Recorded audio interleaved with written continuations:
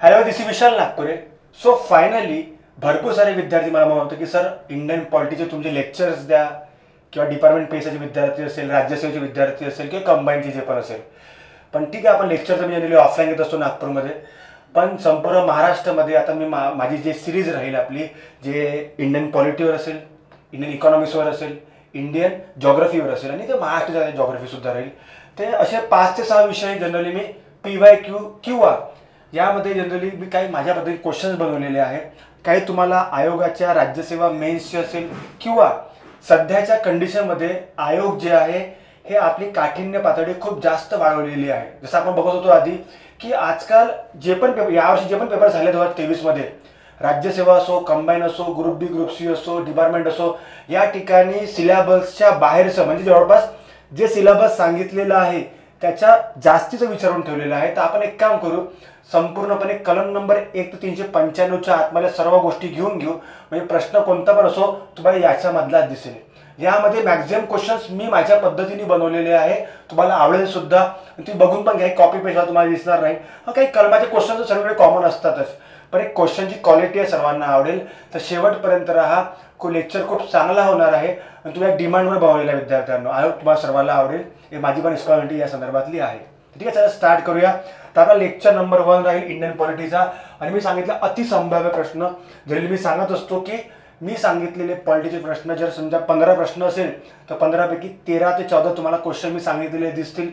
डिपार्टमेंटमध्ये तुम्हाला 15 क्वेश्चन 30 मार्काला आहे. हे माझी गॅरंटी आहे की 10 ते 12 तुम्हाला राहील. खटल्यावर मी वेगळा लेक्चर बनवलेलं आहे, ते पण तुम्हाला भेटून जाईल. त्यामुळे आपण 15 पैकी 15 म्हणजे 30 क्वेश्चन आपण पूर्ण घेऊ शकतो. राज्यसेवेमध्ये जे आपले 15 क्वेश्चन 30 मार्काला असतात त्या ठिकाणी सुद्धा आपण 12 ते 13 क्वेश्चन आपण जवळपास जशाच पद्धतीने देणार आहोत. कंबाईन 15 पैकी 14 किंवा 15 लक्षात ठेवायचं. ठीक आहे, तर स्टार्ट करूया आपण. आपला फर्स्ट क्वेश्चन आहे तुमच्यासाठी. तर पहिला क्वेश्चन तुम्हाला मी काही टाइम देईल, सर्वांनी कमेंट बॉक्समध्ये कमेंट करा. आपला जो व्हिडिओ लेक्चर लाईव्ह असो किंवा रेकॉर्डेड असो, सर्वांनी कमेंट बॉक्समध्ये कमेंट करा. तुमची लेवल बघा. क्वेश्चन बघा सर्वात पहिले काय आहे. क्वेश्चन नंबर फर्स्ट तुम्हाला मी 5 मिनिटं देतो. त्यावेळी तुम्हाला एकदा वाचायचं आहे पूर्णपणे आणि तुम्हाला सर्वपणे चेक करायचं आणि आन्सर द्यायचा आहे. कमेंट बॉक्समध्ये कमेंट करत चला.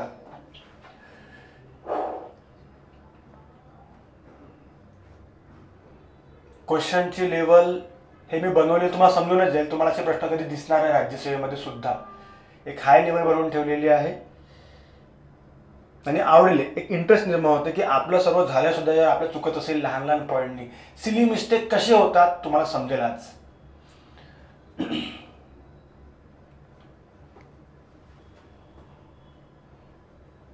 ठीक आहे, तर ठीक आहे, चला बघू आता क्वेश्चन बघू काय आता आन्सरचं. बघा, राष्ट्रपती व उपराष्ट्रपती. ठीक आहे, याच्यामध्ये बरोबर आपण हे बघू. राष्ट्रपती व उपराष्ट्रपती यांना सुप्रीम कोर्टच्या न्यायाधीशासमोर व राष्ट्रपती अनुक्रमे, म्हणजे या ठिकाणी जो गेम करणारा जो शब्द आहे, गेम करणारा त्याला म्हणतो मी, तो कोणता शब्द झाला, अनुक्रमे शपथ देतात. तर सर्वात पहिला पॉईंट, राष्ट्रपतीला कोण शपथ देतात, सुप्रीम कोर्टचे न्यायाधीश नाही, सरन्यायाधीश. फरक आहे याच्यामध्ये, लक्षात ठेवा. खूप जण म्हणे सर एकच आहे. एक नाही आहे बॉस, 1 + 33 न्यायाधीश, एक CJ आहे, चीफ जस्टिस ऑफ इंडिया. आणि उपराष्ट्रपतीला कोण शपथ देतो, राष्ट्रपती. तर यांनी काय म्हटलंय, अनुक्रमे पाहिजे, अनुक्रमे. म्हणजे वा, राष्ट्रपतीसाठी सुप्रीम कोर्टचे सरन्यायाधीश, उपराष्ट्रपतीला राष्ट्रपती. तर होते काय याच्या मिस्टेक काय होणार समजून. याच्यामध्ये सुप्रीम कोर्टचे न्यायाधीश तर म्हटलंय सर पाहिजे बॉस. या कारणामुळे हा पहिला प्रश्न जो आहे हा काय झाला आपला, रॉंग. अदरवाईज काहीच वाटत नाही, असं वाटतं की यार क्लिअर आहे, पॉईंट क्लिअर आहे असं वाटतं. आणि बघा, त्या पेपराच्या याच्यामध्ये आपण एक वेगळ्या प्रेशरमध्ये असतो, डोक्यामध्ये फास्ट सॉल्व्ह करायची आपल्याला हे असते. त्या सुप्रीम कोर्टचं मी म्हणून त्या पद्धतीने बनवलेलं आहे की जर तुम्ही प्रश्न वाचाल त्या डोक्यामध्ये त्या गोष्टी असल्या पाहिजे की यार फास्टमध्ये का सिली मिस्टेक होतात. तर हे सिली मिस्टेक झाली नाही पाहिजे, लक्षात ठेवायच्यानंतर. सेकंड बघू, राष्ट्रपती, सुप्रीम कोर्टचे सरन्यायाधीश, उपराष्ट्रपती, राज्यपाल व मंत्री यांना पदावर असताना राष्ट्रपती निवडणूक लढवता येते. तर आपण बघितलं होतं की काही अपवाद आहे राष्ट्रपतीच्या याच्यामध्ये, की काही लोक, काही व्यक्ती, काही पद जे आहे हे पदावर असताना सुद्धा राजीनामा न देता राष्ट्रपती फॉर्म भरू शकते. ते कोण लोक असतात समजून घ्या. ऍक्टिंग राष्ट्रपती जे ऑलरेडी राष्ट्रपती आहेत, ठीक आहे. त्यानंतर उपराष्ट्रपती पद, PM, CM, मंत्री, राज्याचे केंद्राचे राज्यपाल, हे असे पद आहे की यांना पदावर असताना सुद्धा दुसरा फॉर्म भरता येतो. तर इथे सर्व नावं दिलेली आहे, पण या ठिकाणी ॲडिशनल नाव कोणतं मित्रांनो? सुप्रीम कोर्टचे सरन्यायाधीश या ठिकाणी येणार का? नाही. तर या लहानशा पॉईंट पुढे आपला तो पॉईंट काय झाला? आता रॉंग झाला. नेक्स्ट बघा, म्हणजे हा पण पॉईंट काय आपला रॉंग. उपराष्ट्रपती व राष्ट्रपती बघा अनुक्रमे जेव्हा येते बघा, मी जाणून बुजून एक माझी लेवलने मी 2-3 वर्षा पहिले पेपर बनवून ठेवलेला होता, तेव्हाचे माझे व्ह्यूज होते जनरली हे. तर अनुक्रमे लोकसभा व राज्यसभाचे सदस्य म्हणून निवडून येण्यास पात्र असावे. तुम्हाला मी एक्सप्लेनेशन अशा पद्धतीने देईल की तुम्हाला मी सांगितलंय की टेस्ट सिरीज जेव्हा देतो आपण, तर टेस्ट सिरीज दिल्यावर तुम्हाला अशा पद्धतीचे एक्सप्लेनेशन करावं लागते. तुम्ही जर म्हणाल की बाबा प्रश्न झाला असं नको करा. हे झाली एक्सप्लेनेशनची पद्धत, ॲनालिसिसची पद्धत. एखादा पेपरचं ॲनालिसिस तुम्हाला अशा पद्धतीने करावं लागते, तरच तुम्ही समोरचे पेपर इझिली काढू शकता. खूप सारे विद्यार्थी काय करतात की ॲनालिसिस 2 तासामध्ये करतात. ॲनालिसिसला दिवस लावा, 100 क्वेश्चनला दिवस लागला पाहिजे बॉस. आणि माझं तसं नाही आहे. एका तासात 500 प्रश्न, एका तासात 200 प्रश्न. कोणते? तर हे जे प्रश्न काढले आहे, याचे 4-5 प्रश्न बनवून लोक प्रश्न घेतात. बस मजा नाही त्याच्यात. ते आपण फक्त लोकांना आपले व्ह्यू लाईक वाढवायसाठी करतो, लोकांना थांबवासाठी करतो. पण बघा क्वालिटी मॉब इम्पॉर्टंट आहे क्वांटिटीपेक्षा. तर बघू आपण, अजून आपला प्रश्न संपला नाहीये. तिसरा पण बघा, उपराष्ट्रपती व राष्ट्रपती अनुक्रमे लोकसभा व राज्यसभा. तर आपण काय म्हटलं होतं, आपण काय शिकलेलो पॉलिटीमध्ये की राष्ट्रपती लोकसभेचा सदस्य म्हणून निवडून येण्यास पात्र असावा फक्त, आणि उपराष्ट्रपती राज्यसभेचा. तिथं पहिले उपराष्ट्रपती नाव आहे, तर अनुक्रम म्हटल्यावर इथे काय पाहिजे? राज्यसभा. इथे राष्ट्रपती आहे, तिथे काय पाहिजे? लोकसभा. तर हे झाले शफल, हे झाले काय? शफल. तर ऑब्व्हियसली हा सुद्धा काय आहे? रॉंग. आपण काय करतो यार, तिघापैकी एक तर रॉंग राईट वाटून राहिलं यार, असं नाही आहे. तर आपण जेव्हा बघितलं की या प्रश्नाची लेवल काय, क्वालिटी काय, जेव्हा हे समजलं, तर असे प्रश्न झाल्यानंतर सिली मिस्टेक होणार नाही. मी काय तुम्हाला म्हणताय, हे सिली मिस्टेकवाले प्रश्न आपण काय करतो, हे अनुक्रमे सोडून देतो. हां, आहे ना लोकसभा राज्यसभा, आहे ना शपथ घेणारा. तर या सिली मिस्टेक होतात, ह्या झाल्या नाही पाहिजे. तर आपला आन्सर काय? अचूक पर्याय. अचूक म्हणजे बरोबर. इथे कधी कधी गलंगून जाते. अचूक म्हणजे काय? याच्यामध्ये कोणता राईट आहे बाबा? कोणता राईट आहे? एकही नाही. तर आन्सर काय राहील? फर्स्ट. तर ज्यांनी पण एक कमेंट केलेला आहे, थँक्स तुमच्यासाठी. ठीक आहे. आता बघू आपण क्वेश्चन नंबर 2. क्लिअर आहे सर्वांना? समजलं? तर अशा लेवलची ॲनालिसिस असते बॉस. आता हे झाल्यानं त्याचा अभ्यास पण नसेल, त्याला काही गोष्टी एक्स्ट्रा समजेल, याच्यामध्ये समजू ना काहीतरी एक्स्ट्रा गोष्टी. आता नेक्स्ट सेकंड क्वेश्चन आहे आपला. Question number 2. तुम्हाला सध्या पहिले मी काही सेकंद देईल, 10 सेकंद, 15 सेकंद, 20 सेकंद. तुम्ही वाचून घ्या, उत्तर देऊन द्या, कमेंट करा यार, मजा आहे. ऑनलाईन ऑफलाईन काही राह, कारण की सध्या मला असा टाइम भेटत नाही, तर मी बरोबर कधीतरी रेकॉर्ड करतो काहीतरी टायमिंगला.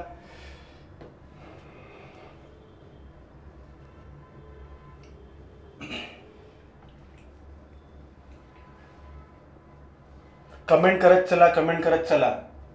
क्वेश्चनची क्वालिटी कशी वाटते ते पण सांगत चला. मला प्रोत्साहन भेटेल तर अजून प्रश्न तुमच्यासाठी घेईल मी. मला वाटतं अनअकॅडमी नंतर, म्हणजे आपलं जे प्लॅटफॉर्म आहे त्याच्यानंतर मी ऑनलाईनचे लेक्चर जनरली घेत नाही. मला ऑफलाईनमध्ये खूप इंटरेस्ट आहे जनरली ऑलरेडी. पण विद्यार्थी इतके जोडून आहे की त्यांच्यासमोर नाही सर ॲटलिस्ट PYQ तरी घ्या. शेअर करत चला. तुमचे ज्यांना पण या गोष्टी इम्पॉर्टंट त्यांना शेअर करत चला.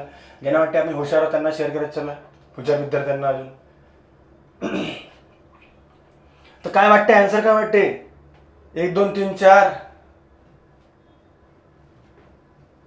हां, चला समजून घेऊ आता काय त्याच्यामध्ये. Question number 2. राष्ट्रपती संयुक्त बैठकीचे अध्यक्षस्थान भूषवितात. संयुक्त बैठक बोलवतात, अध्यक्षस्थान भूषवत नाही. संयुक्त बैठक काय बघितलं आपण? बघा याच्यामध्ये खूप सारे प्रश्न संयुक्त बैठकीमध्ये. आर्टिकल नंबर 108, धनविधेयकात होत नाही, घटनादुरुस्तीत होत नाही. बघा तुम्हाला मी ॲडिशनल गोष्टी सांगत आहे जाणून बुजून की आपला अभ्यास कसा हवा. खूप जणांनी म्हटलं की सर लेक्चर घ्या, एकदा बघू द्या आम्हाला कसं काय लेवल आहे, काय आहे. बघा आपण जेव्हा अभ्यास करतो तेव्हा तुम्हाला समजलं पाहिजे, याचा बॅकग्राऊंड समजलं पाहिजे.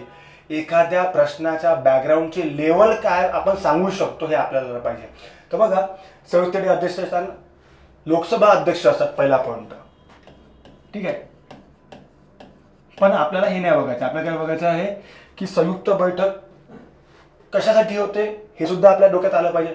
पेपर सॉल्व्ह करताना नाही, पण मी तुम्हाला काय म्हटलं, आपण सध्या अनालिसिस करत आहे, तर आपल्याला अशा पद्धतीने आलं पाहिजे की धन विधेयक आणि घटना दुरुस्ती विधेयक, that is money bill and amendment बिलला जॉईंट सिटिंग होत नाही. तर ते कोणाला होते, साधे विधेयक आणि फायनान्स बिल, दॅट इज 117(1) आणि 117(3). ठीक आहे. नेक्स्ट, तर पहिला पॉईंट रॉंग. सेकंड, महान्यायवादीची नेमणूक राष्ट्रपती करतात व त्याचे पगार भत्ते सुद्धा ठरवतात. तर एक लक्षात ठेवा, एक तुम्हाला सांगतो, केंद्रीय जी आपली संस्था आहे, राज्य संस्था आहे, त्या केंद्रीय राज्य संस्थेमध्ये एकमेव असं पद आहे विद्यार्थ्यांनो की जे संपूर्णपणे राष्ट्रपतीच्या मर्जीचं आहे. मर्जी म्हणजे पदावर आणणे, कधी पण काढणे, हे तर खूप लोकांना करतो, तो राज्याला पण करते. पण त्या व्यक्तीला किती पैसे द्यायचे, मी सध्या सांगत आहोत पैसे.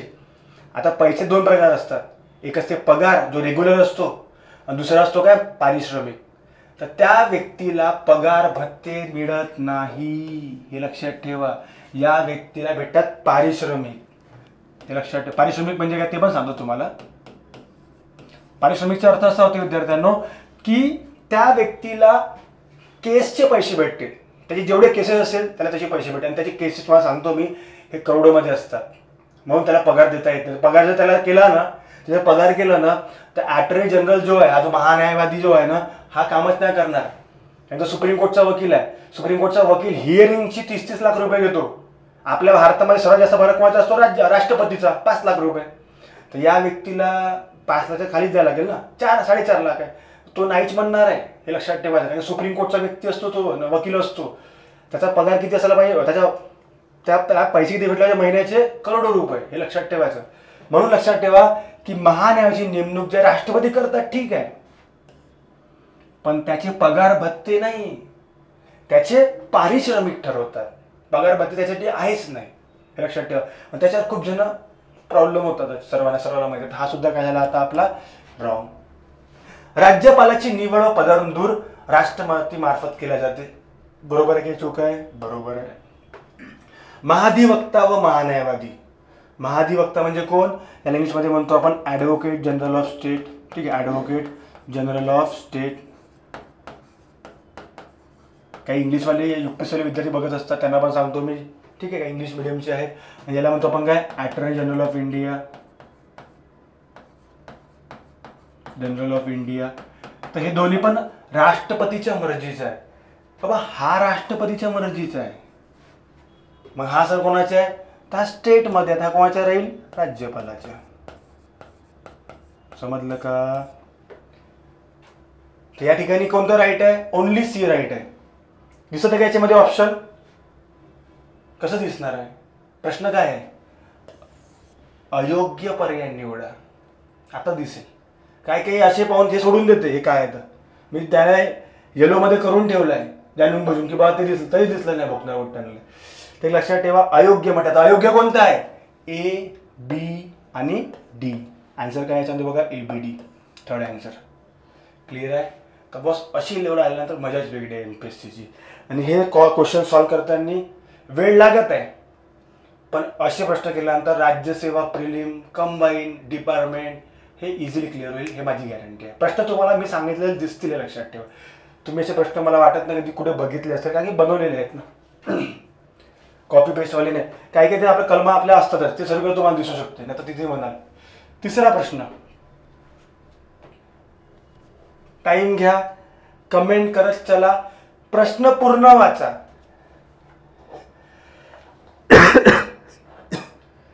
तुम्ही ऐकलं असेल की जे अधिकारी आहेत, किंवा आता आम्ही पण एक्झाम काढलेल्याच आहे, असं नाही की बाबा आम्ही खाली पिली.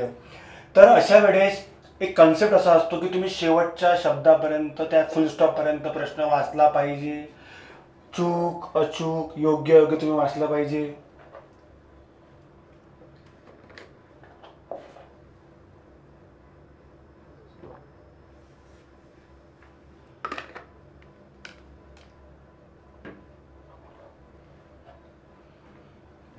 ठीक आहे, चला बघू आता नेक्स्ट क्वेश्चन. तर उपराष्ट्रपतीला पदावरून दूर करताना प्रभावी बहुमताने दूर करावे लागते. त्यामुळे त्यांनी उपराष्ट्रपतीला, आता तुम्हाला बघा मी जे प्रश्न तुम्हाला घेतो तर तुम्हाला पूर्ण पॉलिटी पण इनडायरेक्टली शिकवत आहोत, जे समजदार त्याला समजून झालेलं आहे की मास्तर बाकीचे पूर्ण बॅकग्राऊंड सांगत आहे, याला म्हणते अभ्यास झालेला आहे बा थोडाफार तरी. तर सर्वात पहिला पॉईंट की उपराष्ट्रपतीला पदावरून दूर करताना प्रभावी. बघा, उपराष्ट्रपतीला सर्वात पहिले उपराष्ट्रपतीवरून दूर केले जाते, पण ते प्रभावी बहुमत आहे का? तर प्रभावी बहुमत आहे, ठीक आहे, पण त्याच्यासाठी बघा पुन्हा सांगतो, हा असा एकमेव व्यक्ती आहे संपूर्ण आपल्या संस्थेमध्ये की त्या व्यक्तीला पदावरून दूर करताना 2 बहुमत लागते, एक नाही. आता आपण बघतो राष्ट्रपतीला 2/3 टोटल मेंबरशिप दोन्ही ठिकाणी राहते, दोन्ही सभागृहात. पण या व्यक्तीला राज्यसभेमध्ये जेव्हा बिल मांडला जातो तर राज्यसभेमध्ये कोणतं बहुमत असते? प्रभावी. पण जेव्हा हा बिल पास होऊन जाते कुठे लोकसभेमध्ये, तेव्हा तिथे असते साधे बहुमत. मग आता मला सांगा, हा आपला क्वेश्चन आहे पहिल्या पॉईंटचा. त्यांनी काय म्हटलंय? प्रभावी बहुमताने दूर केले जाते. बहुमत कोणतं आहे? प्रभावी व साधे पाहिजे तिथे. तर पहिला पॉईंट काय झाला आपला? काय सर पुरे रॉंग वाटून आले. ठीक आहे, क्लिअर इथपर्यंत. नेक्स्ट आहे उपराष्ट्रपतीला राज्यसभेचे सभापती. हा एक टॉपिक जबरदस्त आहे. उपराष्ट्रपती नेहमी लक्षात ठेवायचा, हा कन्फ्युजन टॉपिक. कन्फ्युजन म्हणजे मजेदार, हे लक्षात ठेवायचं. उपराष्ट्रपतीला राज्यसभेचे व संसदेचे सर्व विशेष अधिकार प्राप्त आहे. अबे आता मला एक सांगा, उपराष्ट्रपतीला सोडून द्या, राष्ट्रपतीला तरी पावर आहे का? राष्ट्रपतीला तरी संसदेचे विशेष अधिकार आहे का? पहिला पॉईंट हा एक लक्षात ठेवायचा. तर लक्षात ठेवा, आता पॉईंट संपला. सॉरी, आपला तिसरा पॉईंट बघून घेऊ आपण. ठीक आहे, तर तिसरा पॉईंट समजून घेऊ. उपराष्ट्रपतीला राज्यसभेचे संसदेचे सर्व विशेष अधिकार प्राप्त आहे. पहिला पॉईंट, राष्ट्रपतीला संसदेचे अधिकार नाही आहे, तर याला कसे राहणार आहे? समजलं का? उपराष्ट्रपतीला राज्यसभेचे सभापती म्हणून पदावरून दूर केले जाते. एक लक्षात ठेवा. थोडंसं एक त्याच्यावर मस्त एक पॉईंट सांगतो कसं काय राहते त्या राज्यसभेचं. एक थोडं समजून घ्या. जो राष्ट्रपती आहे, उपराष्ट्रपती जो आहे आपला,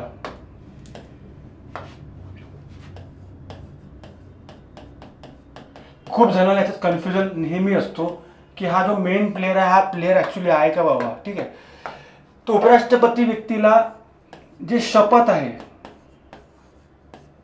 हे काय म्हणून त्याला घ्यायला लागते? उपराष्ट्रपती म्हणून. आणि जो व्यक्ती उपराष्ट्रपती बनला तो पदसिद्ध. पदसिद्ध म्हणजे काय होते की त्या व्यक्तीला एक काम ते करावंच लागेल, त्याचं नाव आहे राज्यसभेचे सभापती. म्हणजे हा व्यक्ती कोण आहे? राज्यसभेचा सभापती आहे. तर या व्यक्तीला मग आता पदावरून दूर कसं करू? आणि या व्यक्तीला शपथ आपण दिलेली आहे उपराष्ट्रपती म्हणून, तो काम काय करत आहे आता? सभापती म्हणून. तर या व्यक्तीला 2 पॉइंट आहे क्वेश्चनसाठी. कुठे 2 पॉइंट आहे. याला पदावरून दूर कसं करावं, आणि नेक्स्ट पॉइंट, याला पगार भत्ते काय म्हणून द्यावं. तर बघ, तुम्हाला मी एक कॉन्सेप्ट सांगतो, तुम्ही डोक्यात ठेवा कॉन्सेप्ट. एक लक्षात ठेवा, काम करायचे पैसे भेटते.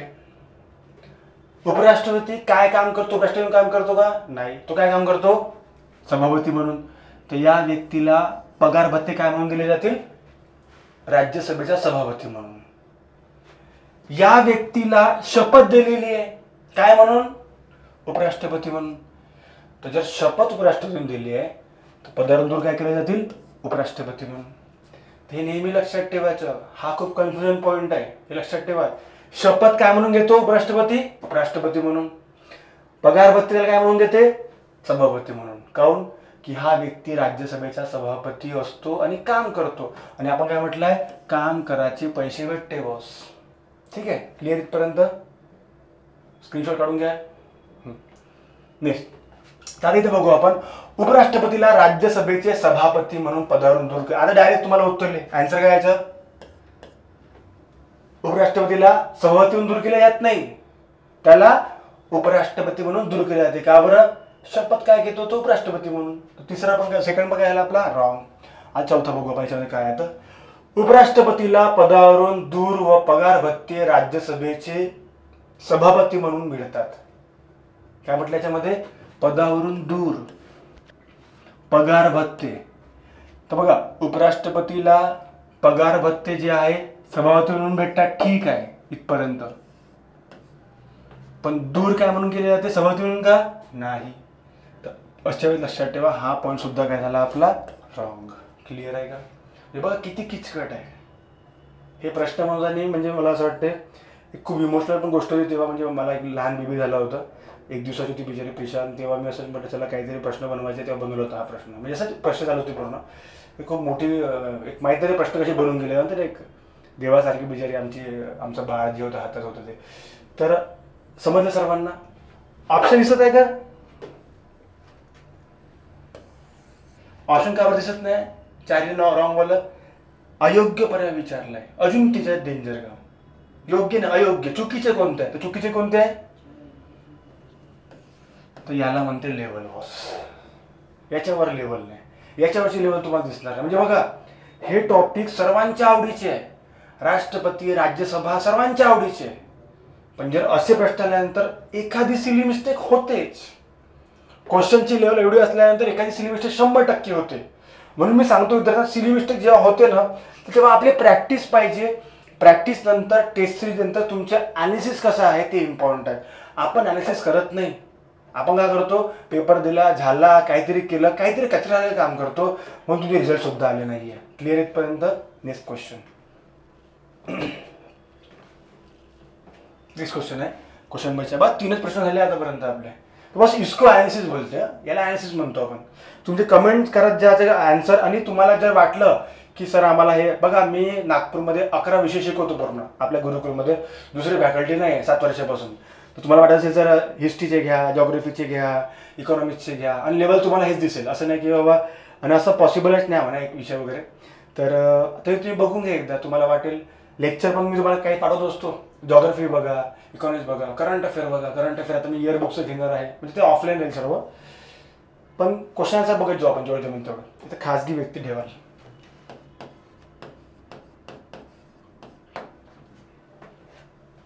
जनरली हा आपला क्लास पेपर असतो.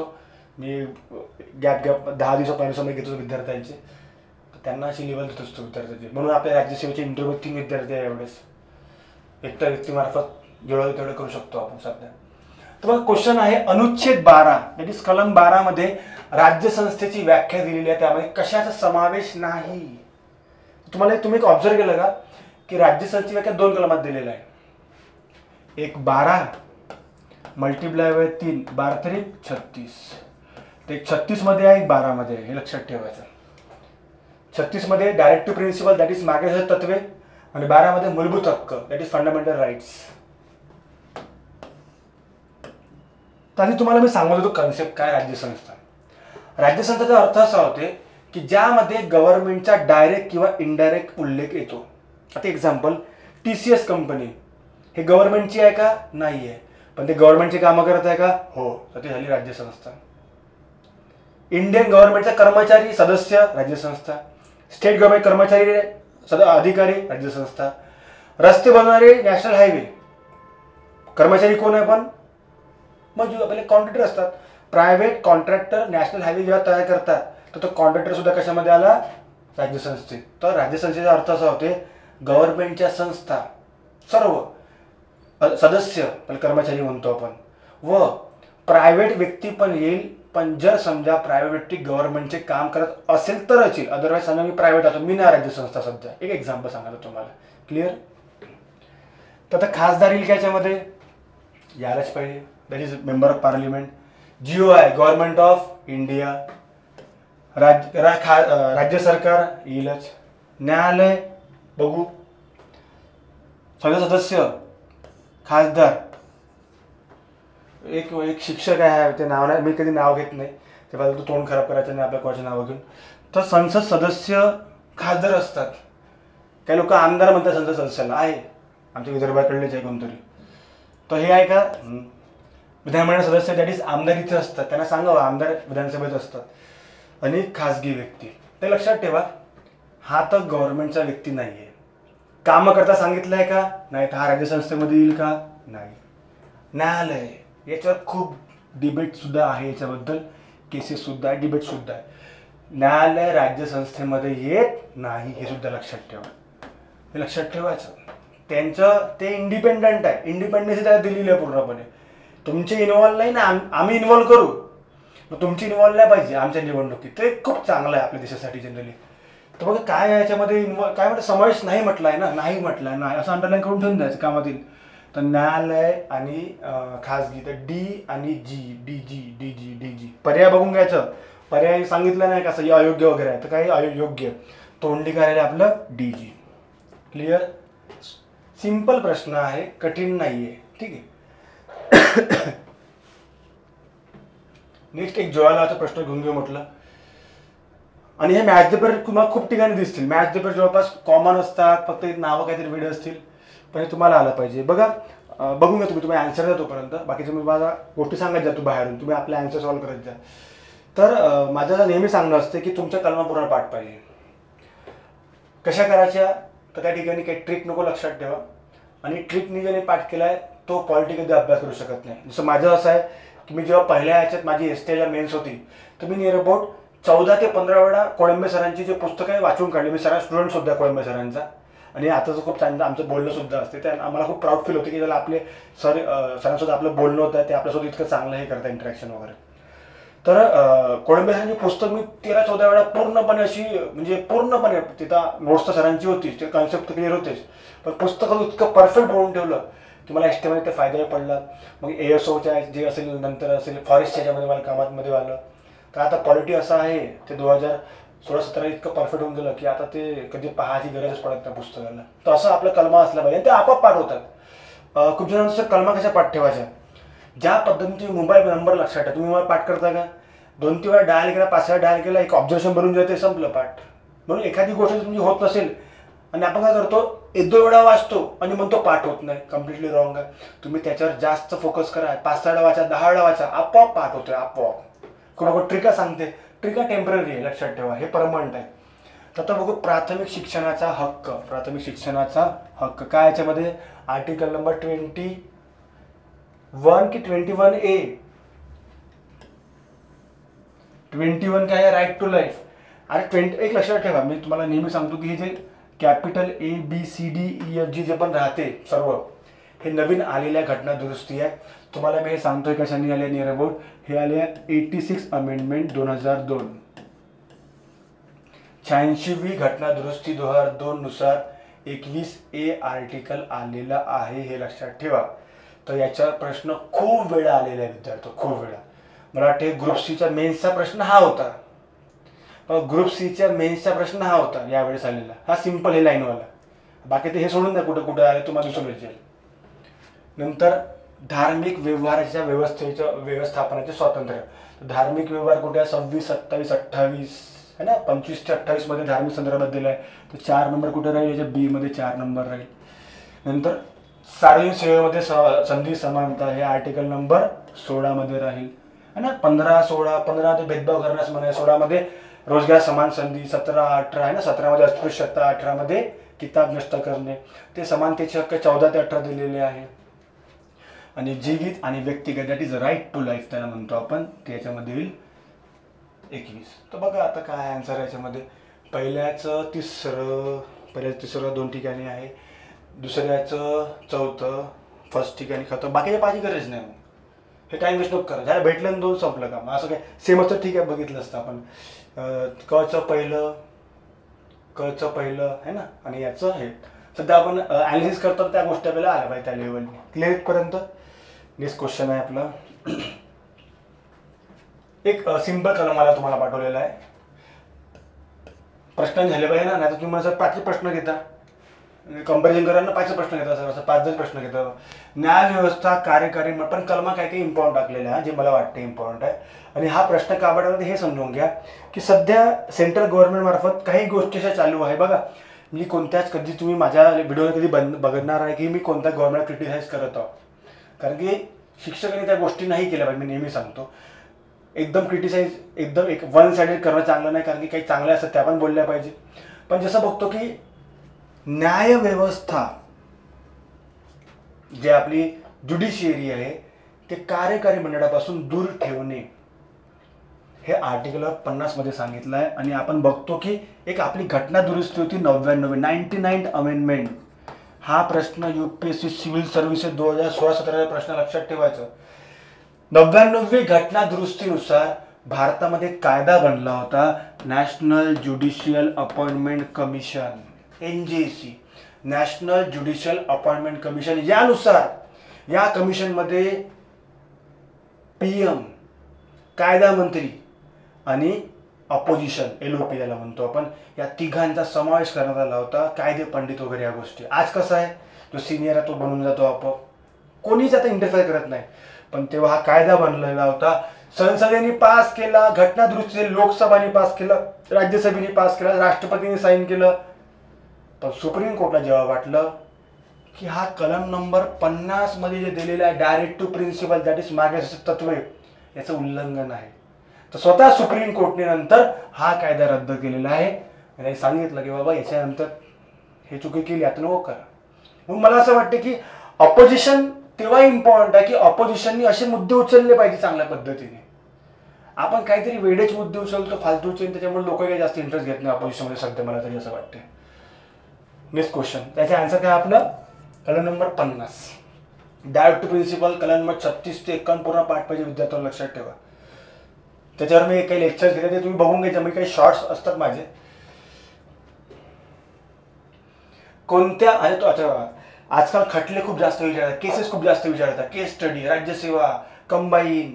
असं नाही की राज्यसेवेत नाही, असं नाही. राज्यसेवा, कंबाईन, डिपार्टमेंट पेशा तर 5 प्रश्न असतातच. कोणत्या खटल्यामध्ये केस त्याला म्हणतो आपण, कोणत्या खटल्यामध्ये माननीय सर्वोच्च न्यायालयाने मूलभूत हक्क आणि मार्गदर्शक तत्वे ही सामाजिक आणि आर्थिक लोकशाहीला स्वयंसिद्ध करणारी व सुविधा पुरवणाऱ्या एकाच रथाची 2 चाकं आहे. बघा किती छान स्टेटमेंट आहे. पण हे स्टेटमेंट असा दृष्टिकोन स्वीकारला होता, ती केस कोणती होती. आणि हे असं आहे की याच्यात तुम्हाला फक्त डेटा पार्ट पाहिजे, याच्यात कन्सेप्ट नाही, लॉजिक नाही ना. नाही बाबा सर मी राष्ट्रवादी वाचून टाकलं सर, मी मूलभूत हक्क वाचलं सर, मी तत्व वाचवणं पाठ आहे, पण ते वाचत असताना आपण केसेस कधी वाचत नाही. तर बघा एक सर्वसमावेशक मी जे तुमचं हे घेता जनरली कमेंट बॉक्समध्ये कमेंट करत जा, माझ्या फक्त ऐकत जा, कान चालू ठेवत जा, शेअर करत चला या सर्व व्हिडिओ वगैरे सर्वांना, ठीक आहे. हे रेकॉर्डेड जनरली राहील मॅक्झिमम, मी लाईव्ह जनरली जास्त घेत नाही, लाईव्ह पण घेऊ जनरली, मला प्रॉब्लेम नाही. ते कंटिन्यू लेक्चर असतात माझे, प्रॉब्लेम नाही. तर मला मी लाईव्ह अशा ठीक आहे वेळेस घेतो, लेक्चरचा वेळेस बनवतो की त्यावेळेस मुलं येऊ शकत नाही माझे, त्या डिपार्टमेंटचे पण खूप सारे विद्यार्थी आहे आपले, ते एकदम येऊ शकत नाही, ते ड्युटीवर असतात. तर रात्री त्यांना पाहायला सोयीस्कर होऊन जाईल जवळपास, ठीक आहे. तर याचा आन्सर आहे बघा, इथे काही केसेस आहे, गोलकनाथ खटला, केशवानंद भारती खटला. लक्षात ठेवा हा खटला खूप जास्त इम्पॉर्टंट आहे विद्यार्थ्यांनो. भारताच्या इतिहासामध्ये सर्वात मोठी केस आहे की ज्यामध्ये 13 न्यायाधीश बसून होते. केशवानंद हे केरळ गव्हर्नमेंटच्या त्यांचं एक मठ होतं, ते मठ मग गरिबांसाठी, शेतकऱ्यांसाठी, या सर्व खूप मोठा जनरली केस आहे. याच्या संदर्भात या केसेसमध्ये खूप साऱ्या गोष्टी अजून एक्स्ट्रा आहे, प्रास्ताविकेबद्दल सुद्धा. शंकरी प्रसाद हा पण एक फेमस खटला आहे. जिलूभाई, त्याला जितूभाई सुद्धा म्हणतात, नानभाई खचर विरुद्ध गुजरात सरकार. तर लक्षात ठेवा हे जे केस आहे, हे जे केस मध्ये असं म्हटलं की बाबा एकाच रथाची 2 चाके आहे. बघा खूप जास्त इम्पॉर्टंट आहे आणि हा प्रश्न खूप जास्त विचारला गेलेला नाही आहे. तुम्हाला लक्षात ठेवायच्या विद्यार्थ्यांनो, हा आहे जिलूभाई नानभाई खचर विरुद्ध गुजरात राज्य. हा मला वाटते कुठे मेन्सला विचारला होता, याच्यावरती मला वाटते इतक्यांनाच जवळपास काहीतरी आहे. पण MPSCच्या जे असते ना जे क्वेश्चन ते राहू शकते. हा तर या 2024 मध्ये तुम्हाला ते डिपार्टमेंट पेपर दिसू शकते पॉलिटिक्स याच्यामध्ये. तर क्वेश्चन एक चांगल्या पद्धतीने बनवलेलं आहे. ते 2 चाकं इम्पॉर्टंट का बरं आहे की आपण त्यात कोण मांडलेले आहे, मूलभूत हक्क आणि तत्व.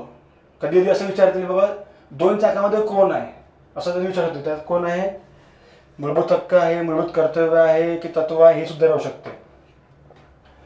नेक्स्ट आहे 8वा नंबर. हा एक सोपी प्रश्न तुमच्यासाठी दिलेला आहे, पण सोपी नाही आहे, लक्षात ठेवा. मंत्रिमंडळ खालीलपैकी कोणाला जबाबदार असतात. लोकसभेतील प्रत्येक सदस्याला, लोकसभेतील अध्यक्षाला, तुमच्या आवडीचा आन्सर जे तुम्ही टाईप केलेला आहे C लोकसभेला, की चौथा संसदेला. काय वाटते याच्यात, की सर आम्ही तर आपल्याला तर एवढं माहिती आहे सर लोकसभेला आहे बॉस, कारण की मंत्री राष्ट्रपतीला, मंत्रिमंडळ लोकसभेला, म्हणजे 2 ऑप्शनमध्ये काही वाटायचं तुम्हाला इथं बघावर.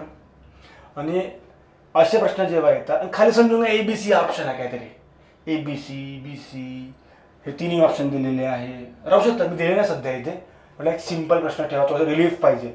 आता पुरे प्रश्न जर घासून टाकले एक एक पेजचे तर मग प्रॉब्लेम येईल, नाही ते माइंड थोडंसं येऊन जातं. तुम्ही बरोबर माहीत नाही आजकाल लोकांना असे प्रश्न आवडते यार, मोठे प्रश्न आवडतच नाही. हां, तर लक्षात ठेवायचं थोडंसं आपण डिस्कस करू.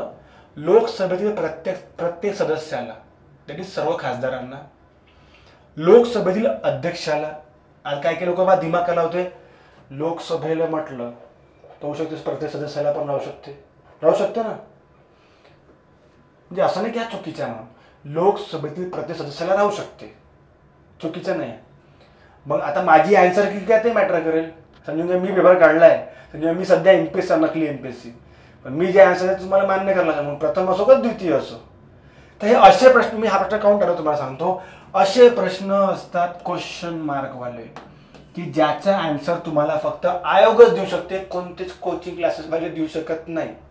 आयोगाला जर वाटलं की प्रत्येक सदस्याला याला आयोग देऊ शकते, तुम्ही चॅलेंज करू शकत नाही, किंवा हा प्रश्न रद्द पण होऊ शकते, नाही होऊ शकत, हा क्वेश्चन रद्द सुद्धा होऊ शकते, कारण की आपण टाइम वेस्ट करत आहोत ना. आणि आयोग नेहमी असे प्रश्न जाणून मग 2-3 टाकत असते. तुम्ही जर बघितलं, बघा मी माझं सांगतो ऑब्झर्वेशन 10 वर्षाचं, की आयोग असे 2-3 प्रश्न जाणून बसून टाकते की तेव्हाच तुम्हाला आलं नाही पाहिजे म्हणून.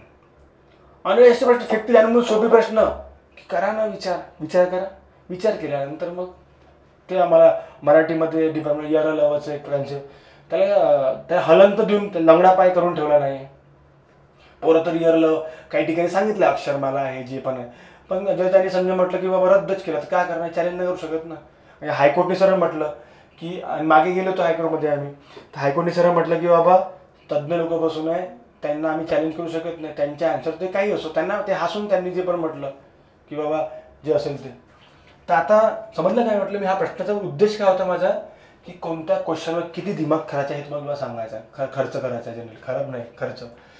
तर आता आपण काय म्हटलं की जनरली आन्सर काय आहे, लोकसभेला आहे. पण मी काय म्हटलं हे तर ऑब्व्हियसली नाही आहे, संसदमध्ये राष्ट्रपती येते, राज्यसभा येते, काही लोक यात खुश होऊन जाते, याच्यात पण येतो सर लोकसभा, ठीक आहे, तर ते कमी अभ्यासवाले झाले. लोकसभेतील प्रत्येक सदस्याला, याचा अर्थ काय होते की आपण लोकसभेला इनडायरेक्टली म्हणत आहोत, ठीक आहे.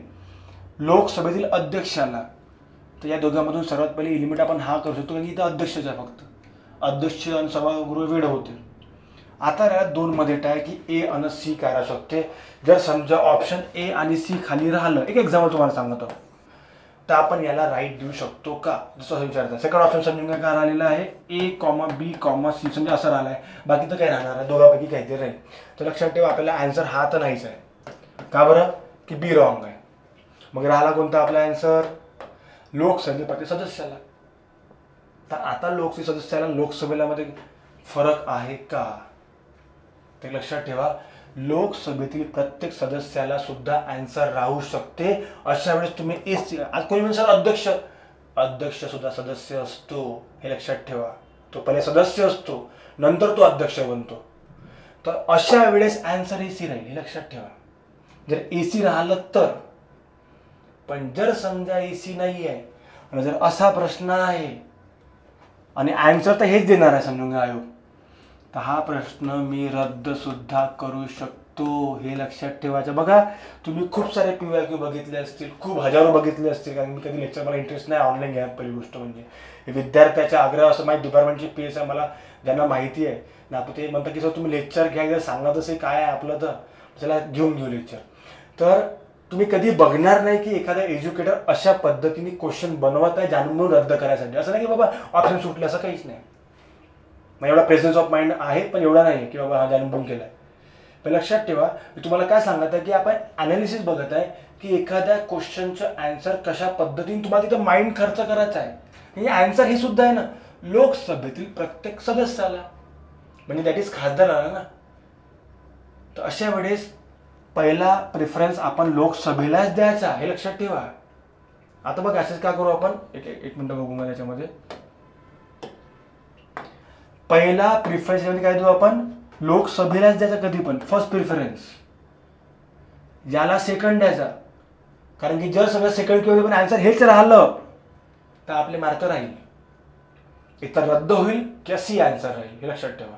इथं रद्द होईल किंवा. तर असे पण सुद्धा काही प्रश्न असतात. सर प्रश्न तर खूप सोपी वाटला सर, जबाबदार असतात, पण बस ऑप्शन मॅटर करते ना. समजलं का, लेवल समजली का, क्वालिटी समजली का, याची क्वालिटी 12ची वर. नेक्स्ट 9 नंबरचा प्रश्न. कमेंट करत चला, प्रश्न आवडता का सांगत चला, क्वेश्चनची लेवल कशी आहे सांगत चला. आम्हाला पण चांगलं वाटेल थोडंसं. चला बाबा, चला पहिल्यांदा कोणतरी एक व्हिडिओ बनवतं, पहिल्यांदा नवीन व्यक्ती आहे बाबा, सपोर्ट करा नवीन व्यक्तीला. ऑनलाईनसाठी नवीनच आहो, काय माहित आहे. हां ठीक आहे, आन्सर लिहिलंय. हां चला बघू. कॅबिनेट मंत्री हे मंत्रिमंडळाचा घटनात्मक भाग आहे. तर आपण नेहमी बघतो की चला कॅबिनेटला पॉवर खूप आहे boss. Super cabinet, cabinet, kitchen cabinet, अशा खूप साऱ्या गोष्टी झालेल्या आहे. आता तर चाय कॅबिनेट समजून घेऊ आपण. तर कॅबिनेट म्हणजे पॉवरफुल बॉडी. पण एक लक्षात ठेवा, भारताचं दुर्दैव बघा की भारतामध्ये सर्वात पॉवरफुल बघा, संविधानानंतर सर्वात पॉवरफुल आहे कॅबिनेट, हे लक्षात ठेवा. संविधानानंतर म्हणजे लक्षात ठेवा असं आहे की संविधान तर आहे सर्वात, ते ॲपेक्स आहे आपली बॉडी. म्हणजे तुम्ही बघितलं मंत्रिमंडळ पॉवरफुल नाही आहे. पॉवरफुल कधी पण कॅबिनेट आहे, लक्षात ठेवा. पण कॅबिनेटचं एक असं आहे की कॅबिनेट घटनात्मक नाही आहे, घटनात्मक भाग नाही आहे. आणि माझी एक शिफारस राहील गव्हर्नमेंटला की या 2 कलमा सारख्या आहे, 12-36, 12 आपली कोणती राज्यसंस्था, 36 मध्ये सुद्धा राज्यसंस्था, सेमच आहे दोन्ही याच्यात. एक लहानसा मायनर डिफरन्स की हा मूलभूत हक्क आहे, तो नाही आहे, बस एवढं सांगितलं. तर त्या कलमामध्ये किंवा कुठेतरी A B टाकून वगैरे नाही का कॅबिनेटचं नवीन आणावं.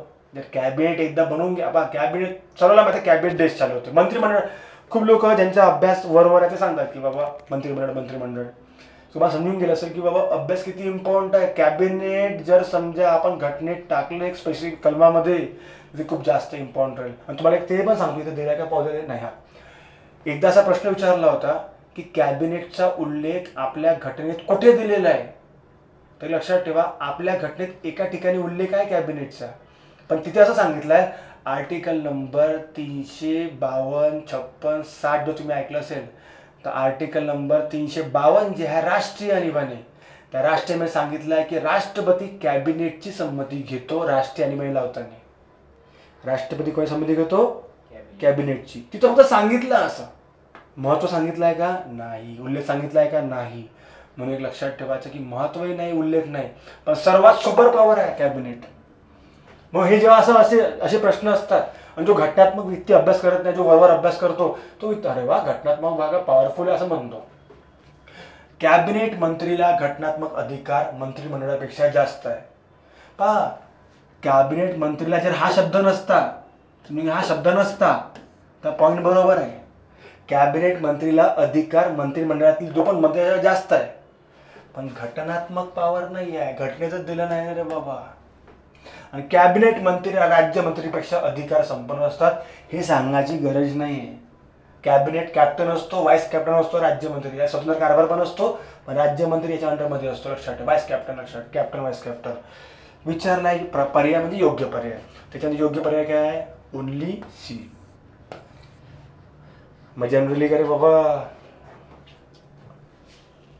52 क्वेश्चन घेणार तो 50, पण आता बघू किती टाइम याच्यामध्ये करता येतात आपल्याला. मूलभूत हक्कामुळे राजकीय वाचून घ्या, तुम्ही पहिले करून घ्या, तुम्ही आन्सर द्या, काय द्या, कशा पद्धतीने.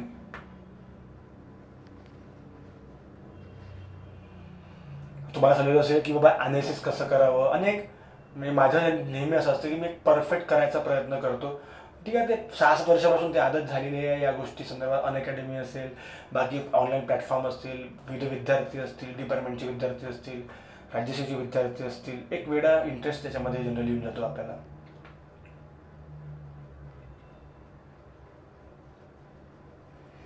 कमेंट करायचं मित्रांनो, आन्सर याच्यामध्ये आन्सर देत जा, कमेंट बॉक्समध्ये आन्सर देत जा सर्वांनी.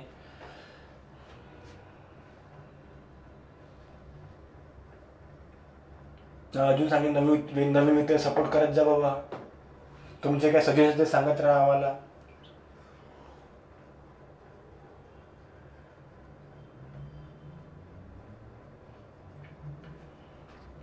ठीक आहे, चला बघू आता.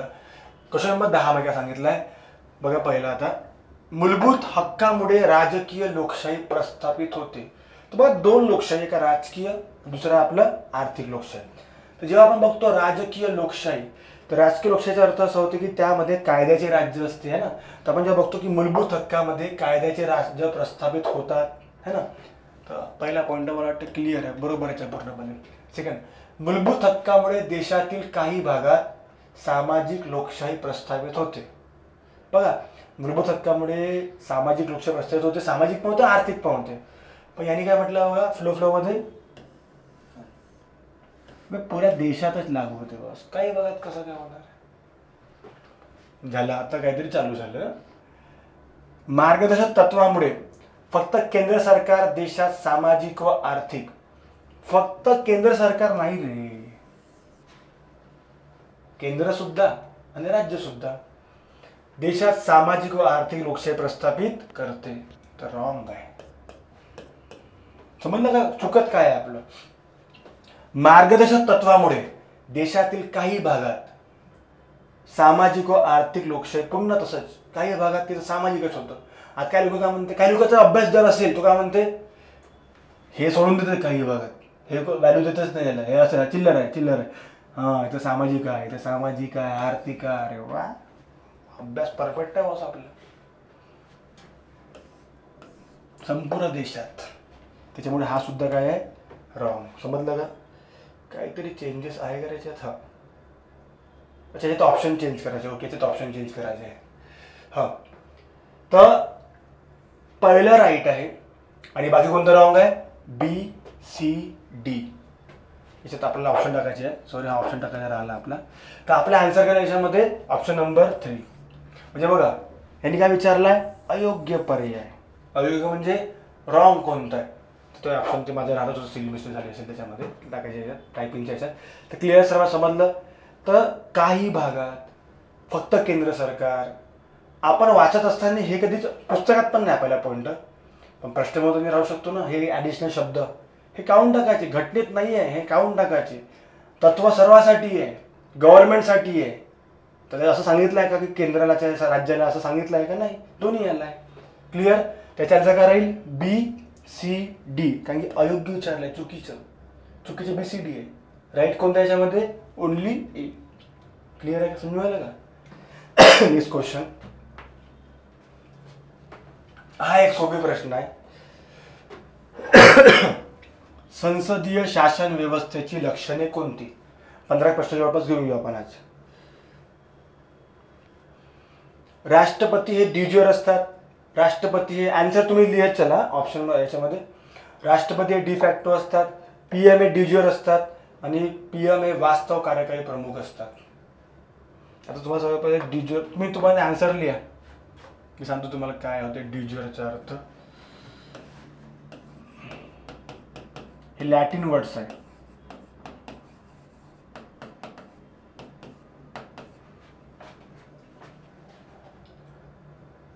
ठीक आहे, समजून घ्या. आता ड्युजरचा अर्थ होतो याच्यामध्ये की जो नामधारी आहे, टेम्पररी नाही, नामधारी म्हणून. प्रमुख आहे पण नामधारी आहे, नॉमिनल नावाचा आहे.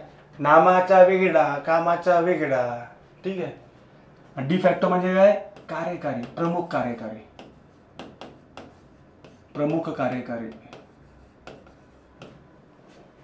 तर भारतामध्ये डिफॅक्टो कोण आहे, लॉजिकल लक्षात ठेवायचं, पीएम. आणि राष्ट्रपती काय, डी ज्युअर. तर सर पहिले बघू संसदीय शासन व्यवस्थेमध्ये ज्यांनी म्हटलेलं आहे. तर बघू संसदीय शासन व्यवस्थेत काय, राष्ट्रपती हे डी ज्युअर असतात. तर बरोबर आहे का, राष्ट्रपती संदर्भात नामधारी आहे का राष्ट्रपती, बरोबर आहे. राष्ट्रपती डिफॅक्टो असतात, नसतात ना, चुकीचे आहे. पीएम हे डी ज्युअर असतात, पीएम हे वास्तव कार्यकारी प्रमुख असतात. आन्सर काय आहे, एडी. सोपी आहे प्रश्न, म्हणजे हे प्रश्न मला वाटते विदिन ते 10-15 सेकंदात फट्टपट्ट झाले पाहिजे. थोडंसं प्रश्न सोपे काढून टाकले, थोडंसं रिलॅक्स वाटते. ठीक आहे. क्वेश्चन नंबर 12 तुम्ही आन्सर देत चला. याच्यामध्ये मी बाजूला राहतो. सोपी आहे काय प्रश्न, सिली मिस्टेकसाठी मी ठेवला प्रश्न हा.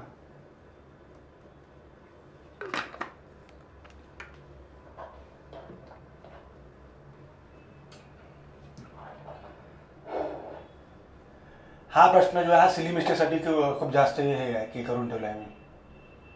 दिसत आहे का इथून कटत आहे.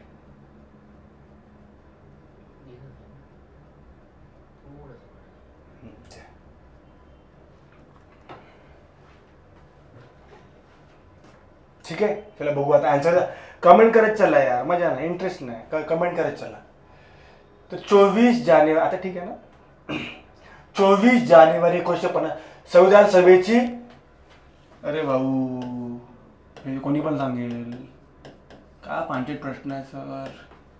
शेवटची पहिली क्रॉस शेवटची. ठीक आहे. First wrong. याच दिवशी म्हणजे कोणत्या, हे लक्षात ठेवायचं, भारताचे राष्ट्रगीत व राष्ट्रगान स्वीकारण्यात आले. खूप लोकांना आज सुद्धा राष्ट्रगीत राष्ट्रगान माहिती नाही, हे लक्षात ठेवायचं. मी प्रत्येक वेळेस सांगतो की राष्ट्रगीत काय, राष्ट्रगान, माझे लेक्चर्स पण याच्यावर खूप सारे, की राष्ट्रगीत कोणाला म्हणा, राष्ट्रगान कोणाला म्हणावं, माहित आहे का. तर जेव्हा आपण नेहमी म्हणतो, लहानपणापासून आपण राष्ट्रगीत म्हटलं की आपण काय सांगतो, जनगण मन. राष्ट्रगान जनगण मन, दोन्ही जनगण सांगतो ना. वंदे मातरम काय आहे मग. तर लक्षात ठेवा, कधी कधी वर्डिंगचा प्रॉब्लेम राहते, हिंदी असेल, होऊ शकते हिंदीचा, पण जेव्हा मी असं म्हणतो गेलं बाबा, हा ह्याचे गान म्हणजे काय होते, anthem.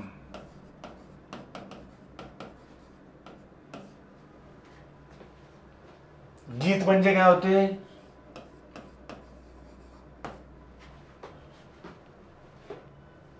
National song, national anthem.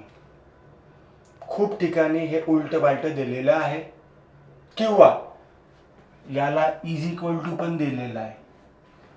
हे हिंदीत आहे, हे मराठीत आहे. त्यामुळे कोणी काही इंटरेस्ट घ्यायला तयार नाही. काही आपल्याला चालू द्या ना, देश चालू आहे ना, चालू द्या. काय आम्ही राष्ट्रगीतच म्हणतो ना, जनगण मन लहानपणापासून. काय नॅशनल सॉन्ग काय, वंदे मातरम. ठीक आहे.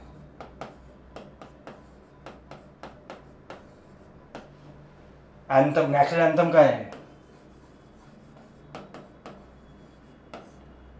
जनगण मन.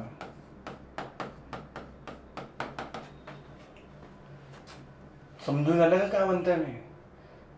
पण होते काय की सर तुमचे चुकलं आहे, आम्ही बघू, आम्ही तुम्हाला रेफरन्स पाठवू, कोळंबे सराचं, रश्मिकांचं, हे ते. म्हणून मी असं काय करतो, इंग्लिश शब्द यूज करायचे, टेन्शन येत नाही राहत. कारण की याचा अर्थ खूप ठिकाणी मी तुम्हाला वाटलं की हे परफेक्ट आहे का, ह्याचं तुम्हाला आपल्या मनाला पटवून घ्या. गुगलवर पण असं सांगितलं तर मग कधी कधी सेम सांगितलं, काही काही ठिकाणी त्यात खाली मग हे असं देऊन ठेवलेलं आहे. कॉन्ट्रोवर्सी याच्यावर, गान गीत, मग ते सांगितलं खूप, जे एक्सपर्ट लोक सांगतात बरोबर. गान म्हणजे अँथम, अँथम म्हणजे जनगण मन, गीत म्हणजे सॉन्ग, सॉन्ग म्हणजे वंदे मातरम. एक असं परफेक्ट सांगू शकतो. बाकी सांगणारे तर काही मजेदार प्लेयर आहेत. तर हां, हे मिटवलं का बरं, कारण की आपल्याला ॲन्सर पाहिजे याचा. हां, तुम्ही स्क्रीनशॉट काढून घेत जा ना त्याच्यावालं. तर आपलं पहिलं रॉंग आहे, हे पहिली आहे का शेवटची आहे, फर्स्ट रॉंग आहे. राष्ट्रगीत, याच दिवशी राष्ट्रगीत स्वीकारलेले आहे. हां, 22 जुलै 1946 रोजी संविधान सभेने राष्ट्रध्वज स्वीकारला. बरोबर आहे का, 22 जुलै आहे का नाही. अरे आहे का 22 जुलै, पण 47 आहे, 46 नाही. म्हणून हे सुद्धा रॉंग आहे. याला म्हणतो सिली मिस्टेक. बघा सर्व बरोबर आहे, बघा सर्व बरोबर आहे, सर्व बरोबर आहे. फक्त एक अंक चुकीचा एवढंच, ते पण तेही बरोबर होतं.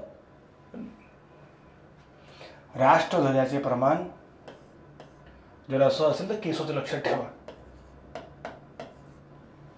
3:2 रेशो जेव्हा काढतो तेव्हा खूप. एक मुलगा मला म्हणे सर 3 असा 2 असा का, 3 असा 2 असा का, जे पण त्याचं चालू होतं.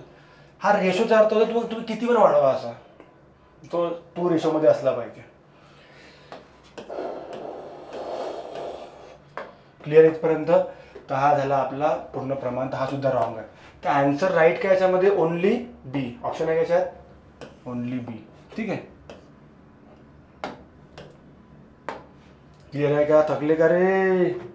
अरे थकले का? कमेंट करा. थकले? मजा येत आहे का नाही?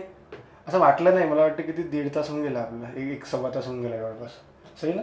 इंटरेस्ट क्वेश्चन आन्सर आपण आता ते घेत झालो. तुमची पण इच्छा पूर्ण. प्रश्न मग किती सारे माहीत पडतात याच्यामध्ये ना मॅक्झिमम. पुन्हा खटला तुमच्यासाठी घ्या.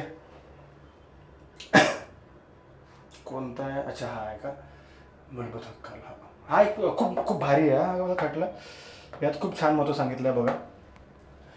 कोणत्या खटल्यात सर्वोच्च न्यायालयाने मूलभूत हक्क आणि मार्गदर्शक तत्वे ही एकमेकांना पूरक आहे. एकमेक पूरक म्हणजे असं होतं की बाबा एकमेकाला याच्याशिवाय हे अपूर्ण आहे बा, आणि कोणा एकाचा दुसऱ्यासाठी त्याग करण्याची गरज नाही. आणि कोणा एकाची म्हणजे एकाची दुसऱ्यासाठी त्याग करण्याची गरज नाही. दोन्ही एकमेकाला पूरक आहे. तर म्हणतो ना पूरक असते म्हणजे काय की त्याच्याशिवाय पूर्ण नाही बाबा. हे दोन्ही पण एकमेकाला हे गरजेचेच आहे, दोन्ही पण इसेन्शियल आहे दोन्ही पण.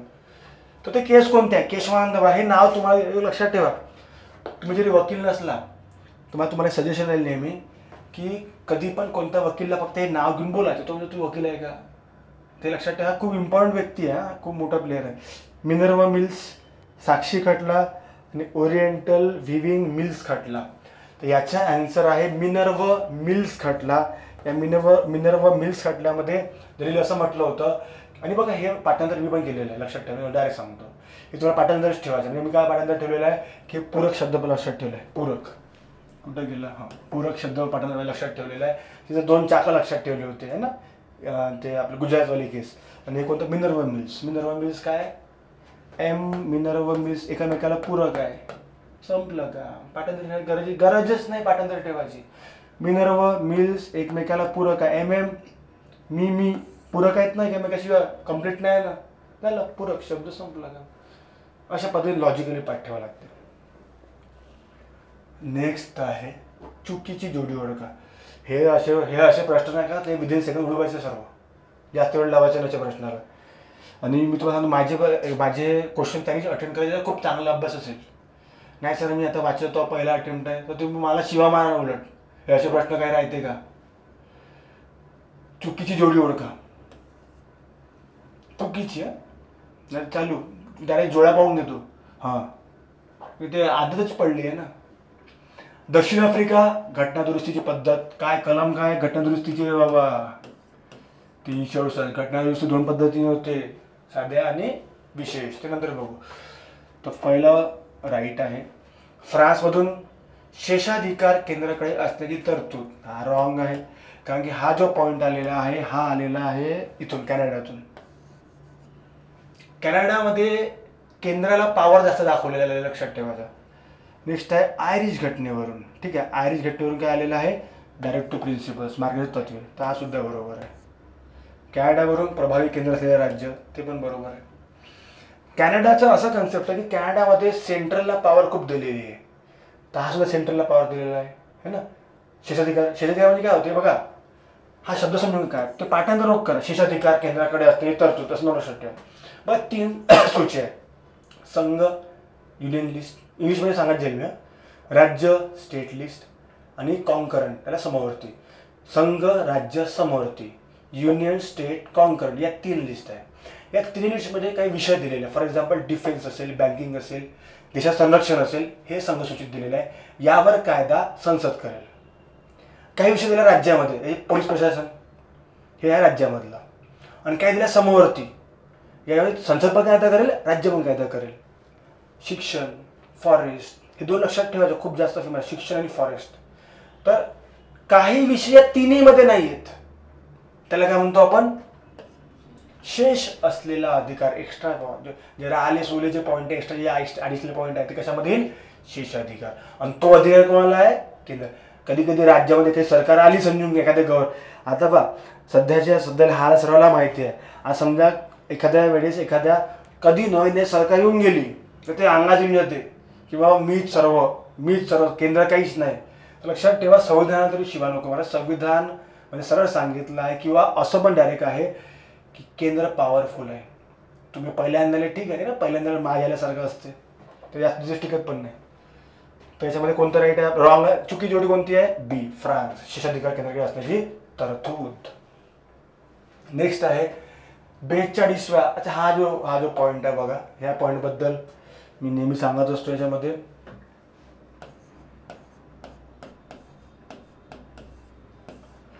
एक पद्धत आहे माझ्याशी लिहिण्याची. 42nd अमेंडमेंट 1976, माननीय इंदिराजी गांधीजी त्यांनी काय म्हटलं आहे की 42व्या घटना दुरुस्तीने प्रास्ताविकेत कोणत्या बाबी समाविष्ट करण्यात आल्या. तर याच्यामध्ये बघा हा शब्द आहे ज्याला मला थोडंसं बोलायचं पण आहे. हा तर आलाच आहे बघा. थोडंसं समजून घ्या देशाची परिस्थिती. इथून थोडंसं मी लेक्चर म्हणून बनवत नाही, त्यामुळे थोडंसं होऊ शकते की चांगलंच आहे मला, त्याचं काही वाईट नाही. डोळे उघडू शकते लोकांचे, पण ते कट्टर लोक उघडत नाही डोळे आपले. हा जो शब्द आहे, हा शब्द देशामध्ये आणला कोणी, या घटना दुरुस्तीने आणला आहे. ही घटना दुरुस्ती कोणी केली, PM कोण होते तेव्हा, इंदिराजी गांधीजी.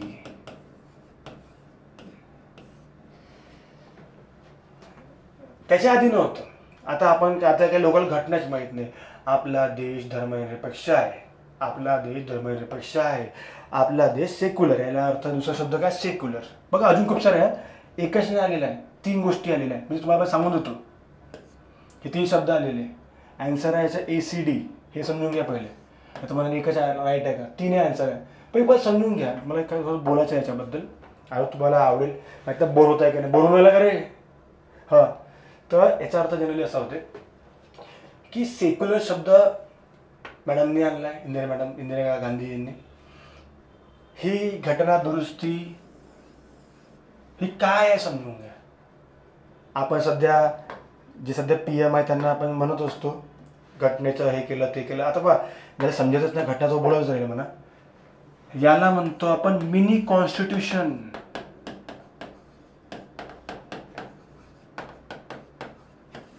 लहान घटना. या घटनेने जवळपास सर्व भागात चेंजेस केले, नवीन भाग आलेले आहेत. संपूर्ण जे तुम्ही घटना वाचत आहात त्यामध्ये खूप साऱ्या गोष्टी आहे या इंदिरा गांधींनी टाकलेल्या आहे. बघा मी सांगत असताना न्यूट्रल सांगेल, लक्षात ठेवायचं. यांच्यातले सर्वांचे सांगेल चांगल्या पद्धतीने, आणि ते एकाला शिवा मारणं ते माझी पद्धत नाही, ती बघून गेली माझी बरोबर व्हिडिओमध्ये.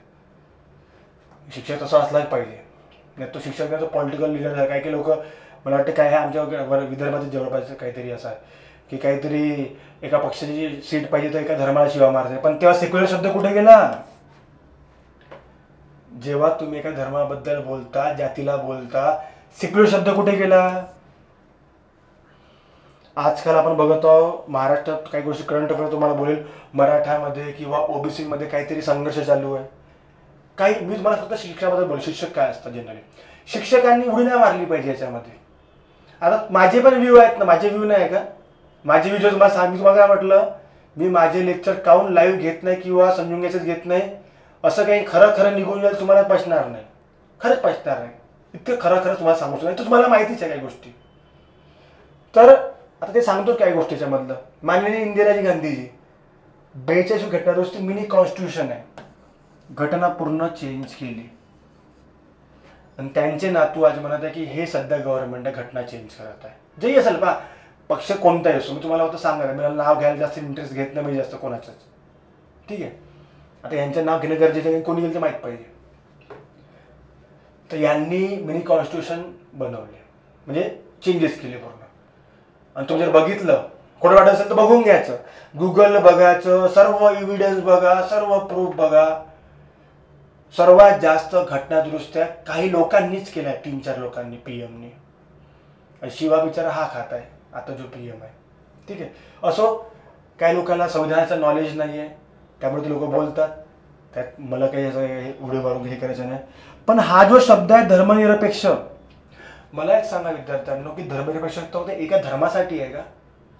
एका व्यक्तीसाठी आहे का की प्रत्येक धर्मासाठी आहे? हा पहिला पॉईंट.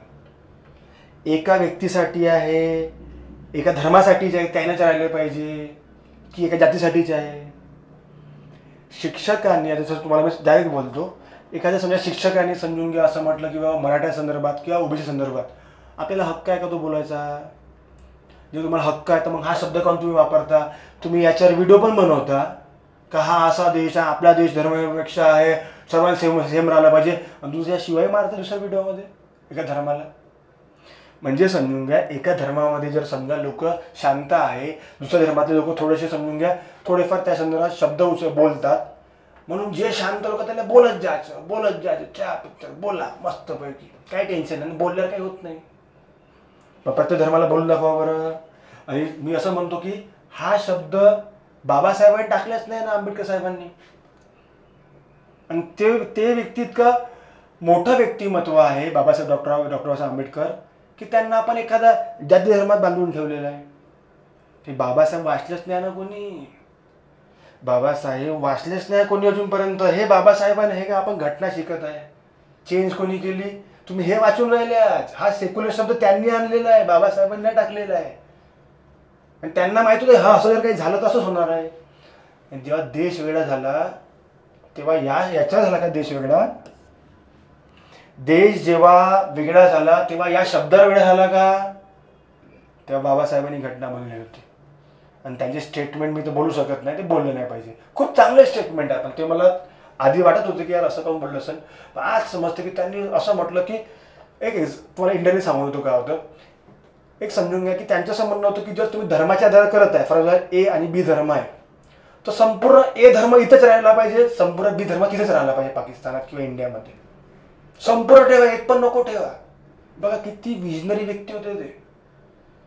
संपूर्ण एकाच ठिकाणी पाहिजे, वेगवेगळे एकत्र एक पण नको आणा इकडे तिकडे. जर एक आणला तर पूर्ण प्रॉब्लेम जाईल. तर बघ 1950ची गोष्ट आहे, आधीच्या गोष्टी आहे, 47च्या गोष्टी. पण गांधीजींनी त्यांचं काही तेवढं काही ऐकलं आणि विरोधच होता. गांधीजी त्यांच्या विरोधच होता, हे सर्वांना माहिती आहे, सांगायची गरज नाही. तर हा जो शब्द आहे हा फक्त एका जातीसाठी धर्मासाठी नाही आहे. तर जे लोक कट्टरपणाने वागतात, प्रत्येक व्यक्ती कोणत्या पण धर्माचा असो कोणत्या जातीचा असो, ते जेव्हा दुसऱ्यासाठी बोलतात तर त्यांना समजून घ्यावं की घटनेत काही गोष्टी दिलेल्या आहे. तर जेव्हा तू बोलू शकते तर तुला बोलायचा अधिकार नाही की तू धर्मापेक्षा वाग म्हणून, पहिला पॉईंट. आणि शिक्षकांना मी सांगू इच्छितो, काही असं एक पूर्णच नाही, पण काही एक दोन आमच्या विदर्भातले एक शिक्षक किंवा बाहेरचं मला तेवढं माहीत नाही, कारण विदर्भात ते थोडंसं दिसतं कधी कधी, मला समजत नाही लोक कसे काय त्यांना हे करतात. आता आम्ही बाबावर आमचे काही फॉलोअर नाही, काही नाही, नवीन व्यक्ती आहे बाबा आम्ही व्यक्ती, आमचे काहीच नाही. पण मला असं वाटते की जेव्हा सेक्युलर शब्द जेव्हा तुम्ही वापरता तेव्हा तुम्ही सेक्युलर आहात हे लक्षात ठेवा. तुम्ही काही असं प्रबोधनकारी नाही कोणी की बाबा हा हे केलं नाही असं केलं पाहिजे, तुम्ही उद्देश हे देण्यात कोणा सांगेल प्रबोधनकार नको बना एकदम पद्धतीने. चला लहान लहान गोष्टी जास्त येऊन झालेल्या आहे, या गोष्टी येताच माझ्या जनरली. ठीक आहे, तर असं आपला एक एक अमेंडमेंट सर्वात समजलं काय आहे. तर 3 शब्द आले, समाजवादी धर्मनिष्ठांनी एक बंधुता शब्द नाही आला त्याच्याने. योग्य जोडी ओळखा, प्रास्ताविकावर काही मते आहे. नानी पालखीवाला प्रास्ताविकामध्ये त्याला म्हणतो प्रियंबल. आपली विद्यार्थ्यांना जर खरं आवडलं असेल तर शेअर करा यार, नवीन व्यक्तीला सपोर्ट करा यार. आम्हाला तुमचे कमेंटच पाहिजे बस. तुम्ही आमच्याबद्दल काय कमेंट करता बस मी वाचत असतो. आणि दिवसभर थोडासा टाइम असतो तर वाचत बसतो याबद्दल काय आहे. ठीक आहे. नानी पालखीला काय म्हटलं, घटनेचे ओळखपत्र कोणाला, प्रियंबल. त्यांचं असं म्हणणं की जर तुम्ही ओळखपत्र बघता एखादं, फॉर एक्झाम्पल आता गुरुकुलचा आपला क्लास आहे, जर एखाद्या गुरुकुलचा आय कार्ड दिला तो गुरुकुलचाच राहील ना, दुसऱ्या क्लासचं तर राहणार नाही. त्यांचं म्हणणं आहे की तुम्ही आय कार्ड बघून सांगू शकता की त्यात काय आहे. म्हणजे तुम्ही प्रास्ताविका बघून सांगू शकता की घटनेत काय असेल, त्याचा अर्थ असा होते. तर त्यांनी प्रास्ताविकाला घटनेचं ओळखपत्र म्हटलेलं आहे.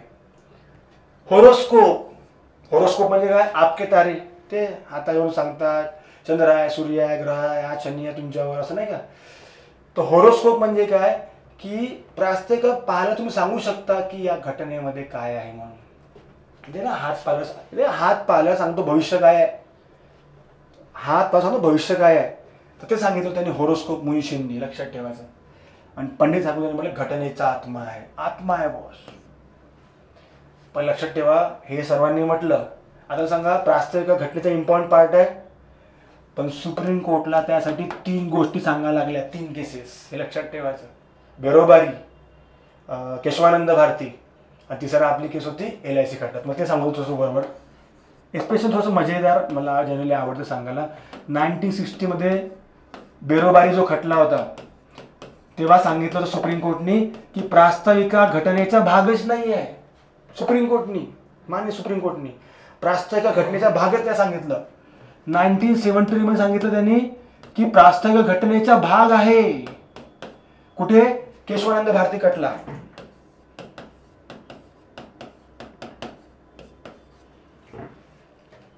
आणि याच्यामध्ये सांगितलं 1995 आय थिंक LIC खटला. LIC केसमध्ये इथं सांगितलं त्यांनी, एक शब्द त्यांनी उच्चारला, त्या शब्दाबद्दल मी थोडं बोलू इच्छितो. अविभाज्य भाग, दॅट इज इंटिग्रल पार्ट.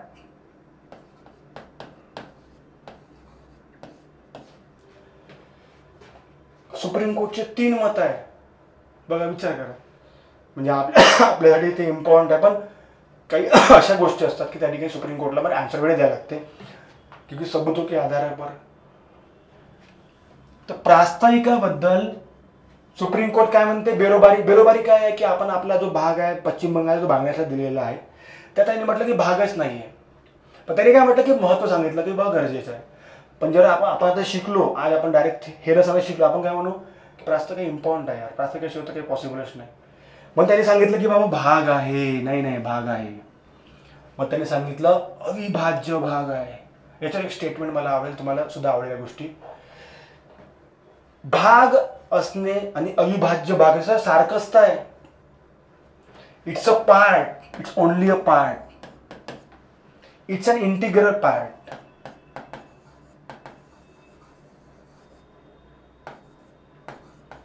आता सांगा काय तुम्ही सांगितलं, तुम्ही तुमच्या आई वडिलाचे, थोडंसं तुम्ही ऐकलं तर तुमच्या घरी विचारून बघा वाटलं तर, तुम्ही तुमच्या आई वडिलाचे भाग हा का अविभाज्य भाग हा?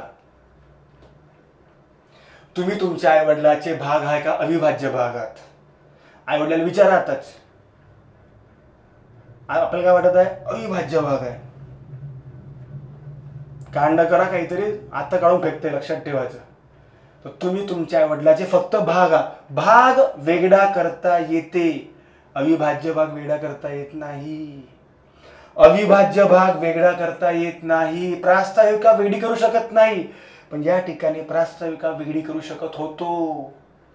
दुसरं एक्झाम्पल तुम्हाला खूप चांगल्या पद्धतीने आवडेल. आंब्याच्या झाडाचे आंबे हे भाग आहे.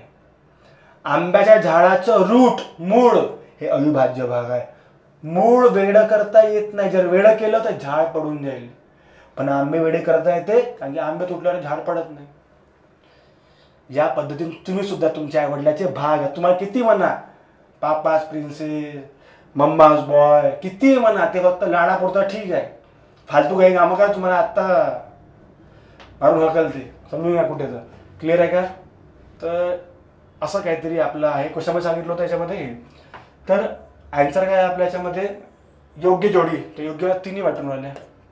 आन्सर काय आपल्या याच्यामध्ये ABC. क्लिअर आहे का? मजा आ रहा का बिडू? इथे आवडून आलं का? ठीक आहे, अजून घेऊन एखादे प्रश्न. लोक माहिती बोर सांगा रे बाबा, मी थांबून देतो. हा, जगातल्या दुसऱ्या देशाचा नागरिकत्व स्वेच्छेने स्वीकारले तर त्याची नागरिकत्व आपोआप संपुष्टात येते. हे माझी आवडीची कलम आहे, आर्टिकल नंबर 9. बस एक शेवटचं घेऊन घेऊ, 20 घेऊन घेतो. 20 प्रश्न आहेत का त्याच्यात? हा ठीक आहे, 20 घेऊन घेतो. त्याच्यामध्ये लहान घेऊन घेऊ. हे स्वतः रात्री जो 18 नाही घेतलं असं नाही आलं पाहिजे. मूलभूत हक्क हे राजकीय लोकशाही प्रस्थापित करतात. बरोबर आहे, आपण बघितलं होतं. राजकीय म्हणजे काय की यानुसार कायद्याचे राज्य निर्माण होते, कायद्याचे राज्य, मोनोपॉली तयार नाही होत. आणि तत्व जे आहे हे सामाजिक आणि आर्थिक लोकशाही प्रस्थापित करतात. थोडंसं आपण चिल आउट होत आहोत ना, हळूहळू. हां, दोन्ही राईट आहे. विचारलं काय योग्य? दोन्ही राईट. ठीक आहे, तो चिल आउट. आता अरे खूप दणक्यात प्रश्न झाले रे बाबा. राष्ट्रपती राज्यपालांना विशेष अधिकार दिलेले आहे, स्पेशल पॉवर. आर्टिकल नंबर 14 त्या सांगितलेलं आहे, 14 सांगितलेलं आहे. 14 राष्ट्रपती राज्यपालांना काही विशेष अधिकार दिला. अफवामध्ये तो कोणती कलम आहे? 300. राज्यसेवेचा प्रश्न 2020-21 चा. वा, माझ्या आवडीचा प्रश्न जनरली हा. मला रीड्स खूप आवडतात. Article 32 habeas corpus, mandamus, certiorari, quo warranto, prohibition. पण हे शब्द सर्व लॅटिन किंवा त्या दुसऱ्या भाषेतले.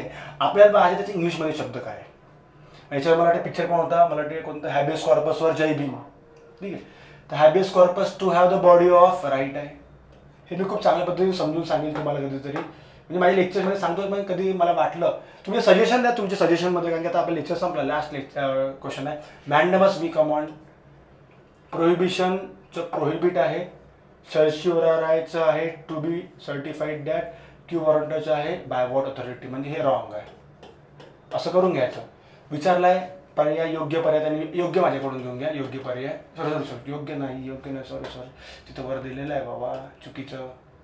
चुकी जोडी कोणती याच्यामध्ये? सी डी अजून ई. C D E. ठीक आहे. तर असे आपले 20 प्रश्न, अजून खूप सारे प्रश्न. तर ते नंतर घेऊ आपण उद्या. आणि मी अशा टाईमवर लेक्चर घेतो की त्या टाईमवर चुकीच्या जनरली तुम्हाला लाईव्ह घेणं. तर आय होप सर्वांना समजलं असेल. तर बघा, आवडलं असेल शेअर करा मित्रांना, तुमचे कमेंट टाका, लाईक करा आणि आपलं चॅनल सबस्क्राईब करत जा. कारण की आय होप सर तुम्हाला सर्व माझे टॉपिक्स आवडत असतील. क्वेश्चनची लेवल सांगा कसा आहे. हां, काही असेल तर मला तुम्ही कॉल करू शकता 8208450839 याच्यावर. आय होप सर्वांना क्वेश्चन्स लेवल आवडली असेल. आणि असंच मी पूर्ण विषयाला घेऊ शकतो, असं प्रॉब्लेम नाही आहे. फक्त टाईमचा थोडा कमी असल्याने मी ऑनलाईन जास्त घेत नाही. पण तुमच्या इंटरेस्ट आला तर घेईल 100%. ठीक आहे. जय हिंद, जय महाराष्ट्र. थँक्यू.